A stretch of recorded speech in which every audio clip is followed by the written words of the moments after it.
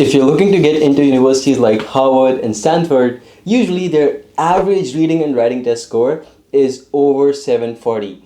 And trust me, when I say average, I mean average is really not good enough. You have to be above average, right? In general, there is a threshold that if you can get over 760, usually colleges don't really care more about it. And 760, 780, it's the same thing. But again, the higher the better, I would say. Right? In this video, I'm going to be telling you about how you can score a score like this.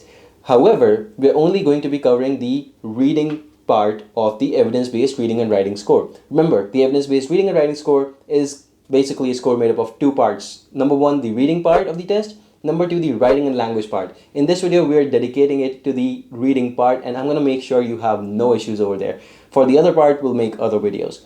Okay, now without further ado, let's begin. I'm going to be giving you 8 tips over here that you can go ahead and use directly in your test prep right now. Okay, so starting with tip number 1, track your time. Remember, there's 65 minutes for the reading test and you have 5 huge passages to cover. That means you have to finish each passage in 13 minutes. That means you have to have strategies in place. Remember, your wristwatch, your watch, whatever you're looking at, the clock, you should always be keeping track of your time. Don't get left behind. And I'm going to be giving you tips on how you can do that in the next few tips. But in general, you have to keep track of your time, and that's something that I would not recommend forgetting about. Tip number 2 is to take advantage of the chronology. You see, the questions on the SAT reading test, they come in a chronological order. So, the question number 5, for instance, the answer to that in general would be before the answer to question number 6 in the passage.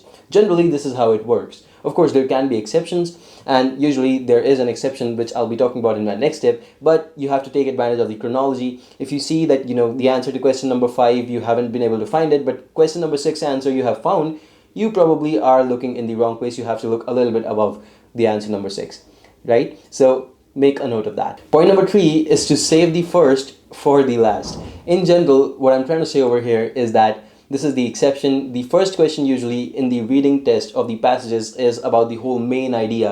What is the main idea of the passage?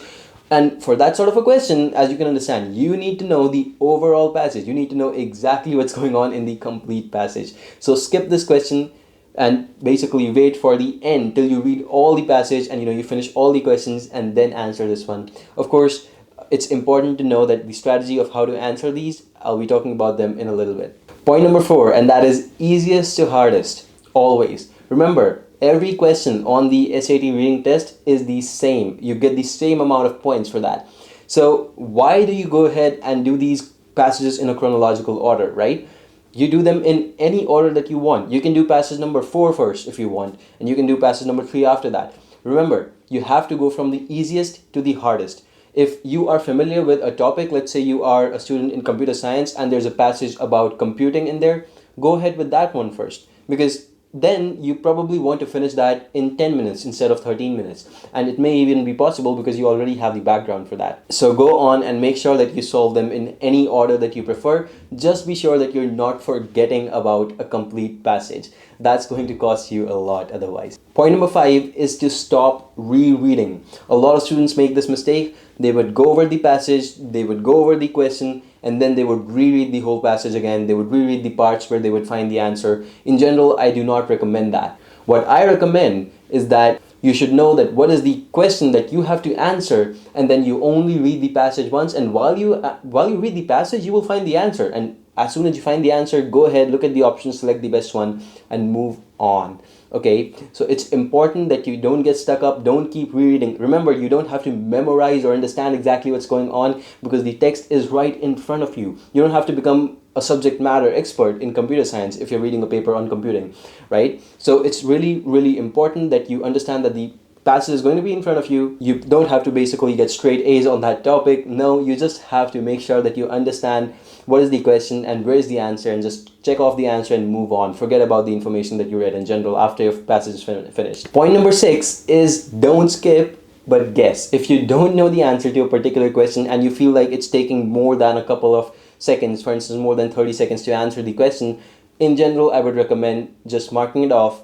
Mark off the best guess that you can and then move on. You can put a star next to it, and then you can come back to it later on. But in general, don't keep getting stuck up on the same question and spending maybe minutes and minutes on the same question, which, every single minute counts over here. You can probably use that minute to answer easier questions, right? So you can come back to this question towards the end, and sometimes it happens, like your mind just gets so, I don't know, it just has some preconceptions about the passage that you've read, right? And you're not able to see through the answer. But when you go ahead and you skip it and you come back to it later on, once you have a little bit of time and you're comfortable with the test, that look, I've already answered all the questions, now this is the only one that I have to take a look at, or only one of the two or three that I have to look at. It just gives your mind so much of ease that now all of the passage is done, and regardless of whether I get it or not, it's okay, right? So come back to it later on, and you will see that tremendous results can happen at that point of time. Sometimes you get a big breakthrough at that point of time, and it's generally advisable as well to do that. Point number 7 is to know the traps. Now you'll ask me, how do I know the traps? I'm gonna be taking the SAT for the first time, right? The answer to this question is you can get familiarized with the traps. How the SAT tries to trick you? By doing a lot of practice. Trust me, practice is key, and I'm pretty sure you've heard this before as well, so I won't stress on it. But in general, it's really, really important that you go ahead and put in a lot of practice and understand the kind of traps that the SAT test makers will put in the test for you. So once you're familiar with those, the moment you see one on the day of the SAT, you will probably never even think about taking it. The next part, and this is the last tip that I'm going to be giving you, is know the questions first. Remember, the way you solve these passages, as I'm advising you, it's trusted, it's tested. You don't have to think about it. Just try out this way. Okay, I'm sure it will give you a boost. So don't go ahead reading the passage first. Read a couple of questions first. Read at least 2 questions first, and then after that, go on and start reading the passage. When you get the answer to the first question, mark that. Okay, then go on with the next one. Again, you should always have just 2 questions in your mind, and the 2 next questions that you have to answer. If you're doing the first question right now, first 2 questions, then question 1 and question 2 should be in your mind. Okay, if you're done with the second question, then question 3 and question 4 should be in your mind. So you should know the questions that you are going to be looking for, and then search for those exact answers in the text that you're reading. Once you're done with that, just move on, and again, keep collecting questions in your mind and answering them as you go. So you won't have to reread the passage. It's fast, it's efficient, it's proven, and you can go ahead and use that in your test prep. Thank you so much for watching this video, guys. Again, if you want more SAT tips and SAT material, you can go on and you can take a look at ymgrad.com. And if you sign up, you will get some free SAT test prep material that you are going to be able to use in your preparation. Personally, I wish you all the best, and I hope that you get a perfect looking 800 on the evidence-based reading and writing test score. Alright, thank you so much for tuning in today. Subscribe to the channel if you're interested, and I'll see you in the next one. Goodbye and take care for now.